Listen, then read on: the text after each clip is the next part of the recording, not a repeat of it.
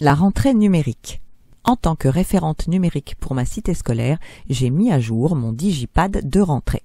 La version de cette année présente une première colonne spécialement dédiée aux nouveaux collègues et des colonnes 2 et 3 pour tous. Pour les néo-arrivants, tout d'abord, je me présente, puis je partage mon Geniali sur lequel j'explique plus en détail mes missions. Ce Geniali est consultable toute l'année depuis l'ENT. Cependant, il est pertinent qu'il soit ici accessible par un QR code. C'est très pratique pour les néo-arrivants qui ne maîtrisent pas encore complètement l'ENT. J'y présente mes missions de base ainsi que le protocole à suivre en cas de problème technique, qu'il s'agisse d'un matériel du collège, donc dépendant du département, ou du lycée et donc dépendant de la région.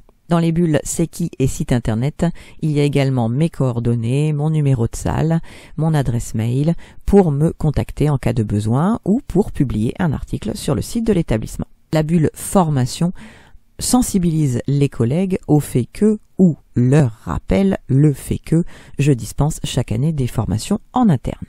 Et je termine cette colonne de bienvenue pour les nouveaux collègues par des indications de base, des paramétrages de démarrage à effectuer sur leur ENT dès qu'ils en auront l'accès. J'y ajoute toujours mon mini guide aide-mémoire de connexion et d'utilisation de notre ENT et de Pronote avec des conseils de base comme le fait de changer son mot de passe, savoir utiliser la barre d'accueil, savoir également utiliser l'interface Pronote côté professeur et puis également la signification des différents codes et l'utilisation du cahier de texte et de ses réglages.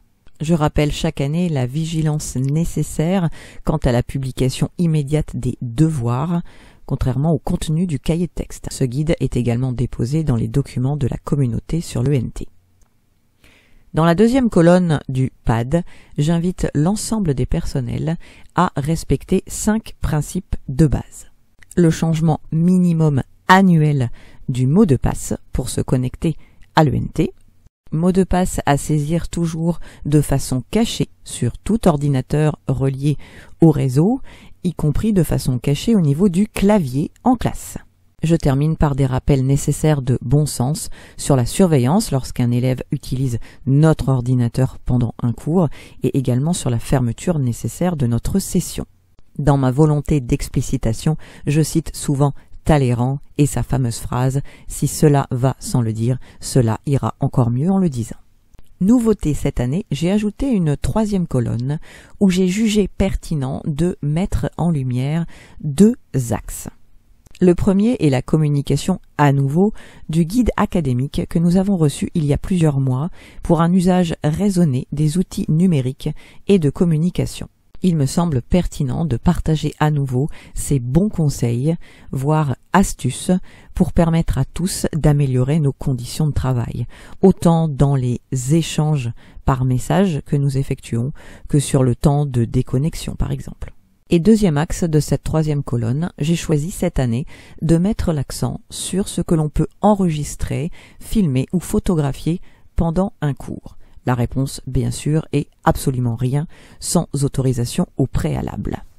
Pour resensibiliser mes collègues aux demandes d'autorisation de droit à la captation distincte des droits de diffusion, j'ai choisi de générer un dialogue par une intelligence artificielle. Aujourd'hui, on se penche sur une question vraiment très concrète qui revient souvent dans le milieu scolaire. La question, c'est un enseignant, est-ce qu'il a le droit d'enregistrer ses élèves ? De les prendre en photo, de les filmer en classe. Pour y voir plus clair, on va regarder ce que disent les textes de loi français, le code civil, le code pénal, et puis aussi bien sûr le RGPD et la loi informatique et liberté. Et autant le dire tout de suite, la conclusion un peu choc qui ressort de tout ça, c'est simple, rien, absolument rien, sans une autorisation écrite et très très précise. Oui, tout à fait. En fait, cette question touche directement au droit au respect de la vie privée. C'est fondamental. C'est l'article 9 du Code civil et c'est aussi protégé par le Code pénal. Et ce droit, il s'applique évidemment aussi à l'école. D'accord. Alors, si on décompose un peu, les textes insistent sur une distinction. D'un côté, l'acte de capter l'image, la voix. Exactement, la captation. Et de l'autre, potentiellement l'acte de diffuser ce qu'on a capté. Et ce qui est important de comprendre, c'est que même la simple captation, une photo, une petite vidéo, un enregistrement de voix, dès qu'on peut identifier quelqu'un, eh bien d'après le RGPD, c'est déjà une donnée à caractère personnel. Ah oui, d'accord. Donc juste prendre la photo, c'est déjà un acte réglementé. Exactement. Si on parle de la captation d'abord, le simple fait d'enregistrer, là la règle est inflexible. Il faut impérativement une autorisation écrite et spécifique des parents ou tuteurs pour chaque enfant mineur. Et ça, c'est avant de faire quoi que ce soit. Avant même de sortir l'appareil photo ou le micro. Précisément. Et ça, c'est bien cadré par le RGPD, donc le règlement européen, et aussi par notre loi informatique et liberté, la LIL, qui a été modifiée. D'ailleurs, cette autorisation écrite, il faut la garder, parfois plusieurs années. C'est une preuve. D'accord. Et une question qu'on entend parfois, si c'est l'élève lui-même qui s'enregistre et qui donne le fichier au prof, ça change quelque chose? Non, absolument pas. C'est un point important. Pour l'enseignant qui voudrait utiliser cette image ou ce son, ça ne vaut pas autorisation légale. Ni pour la captation initiale, ni pour l'usage qu'il pourrait en faire. Sa responsabilité reste entière. L'origine de la captation, par l'élève, ne décharge pas l'enseignant. Très clair sur la captation, donc. C'est déjà très encadré. Mais alors, si l'enseignant a eu cette autorisation de capter et qu'il veut partager, mettre ça sur le site de l'école, un bloc de classe... Alors là, on passe à la deuxième étape. Ah, La diffusion. Et pour ça, il faut une autre autorisation écrite. une deuxième? Oui, une distincte de la première. Et celle-là doit être encore plus précise. Elle doit dire exactement où ça va être diffusé, comment, pour combien de temps, sur quel territoire, etc. Et si on veut utiliser l'image ou le son pour autre chose que ce qui était prévu au départ, eh bien, il faut redemander une nouvelle autorisation spécifique. D'accord, c'est vraiment un double verrouillage. Bon, mais concrètement, si une famille dit non, soit à la captation, soit à la diffusion. Alors, si le refus concerne la captation, c'est simple et net. L'élève ne doit pas être sur la photo, sur la vidéo ou sur l'enregistrement. Point. Il faut le mettre hors champ ou ne pas enregistrer à ce moment-là. Logique. Et si la famille est d'accord pour la captation mais refuse la diffusion? Travailler l'image ou le son pour le rendre non identifiable. C'est là qu'on pense au floutage des visages ou à la modification des voix. Mais est-ce que c'est si simple que ça? Justement non. Et c'est là qu'il y a une subtilité assez incroyable soulevée par les textes. Pour avoir le droit de modifier l'image ou la voix, Oui. pour flouter, pour anonymiser, Eh bien, il faut déjà avoir eu l'autorisation de captation. c'est un peu paradoxal, non? Ah oui, effectivement. Donc on ne peut même pas flouter sans avoir eu l'accord pour filmer au départ. Exactement. Et même quand on a cet accord, rendre quelqu'un vraiment anonyme, c'est très compliqué. Le floutage d'un visage, ça ne suffit pas toujours. Pensez à une coupe de cheveux très particulière, un vêtement unique, une démarche, ou même juste le contexte de la photo. Tout ça peut permettre d'identifier quelqu'un.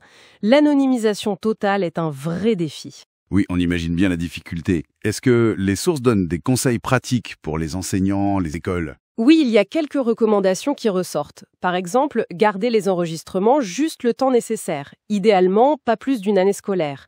Et pensez à supprimer ensuite. Il est aussi très fortement conseillé de privilégier les plateformes sécurisées comme les ENT, les espaces numériques de travail, plutôt que des blogs ouverts à tout vent. Et bien sûr, le but doit rester pédagogique. On ne publie que ce qui illustre une activité de classe, un projet. J'ai cru comprendre qu'il existait même des modèles d'autorisation. Oui, c'est mentionné. Des ressources comme Eduscol proposent des modèles pour aider les établissements à rédiger ces autorisations de manière conforme. Donc, si on résume, la clé de tout, c'est vraiment l'autorisation écrite, spécifique et préalable, aussi bien pour capter que pour diffuser. Le cadre légal français, que ce soit le Code civil, le pénal, le RGPD, la LIL, est vraiment très clair là-dessus et protège l'élève avant tout. On en revient donc à notre point de départ. Ce fameux « rien sans autorisation écrite spécifique ». Finalement, c'est la loi qui vient formaliser ce qui semble être du bon sens, non? Une question d'éthique, de protection de l'enfant. Tout à fait. La priorité, c'est la protection. N'hésitez pas à vous adresser à votre référente numérique pour en savoir plus, y compris comment elle a généré ce dialogue. Donc retour de la voix de la vraie référente numérique. Alors sur le pad, cette interview qui fait un petit peu plus de 5 minutes, ne passait pas, j'ai dû le découper en 4 petits fichiers audio. Donc les collègues vont pouvoir l'écouter en totalité en cliquant successivement sur les numéros. Pour une transparence totale de l'utilisation des intelligences artificielles, j'ai mis en dessous une note avec le logo GIA, donc de Martin Peters, dont je vous montre le site ici, les logos. Donc GIA, généré par l'intelligence artificielle. AIA serait donc aidé par l'intelligence artificielle. Et pour terminer ce pad de rentrée en cohérence avec les enregistrements que vous venez d'écouter, j'ai mis le lien EduSchool où les collègues pourront trouver les demandes d'autorisation de droit à la captation et d'éventuelles diffusions. Bonne rentrée numérique à tous!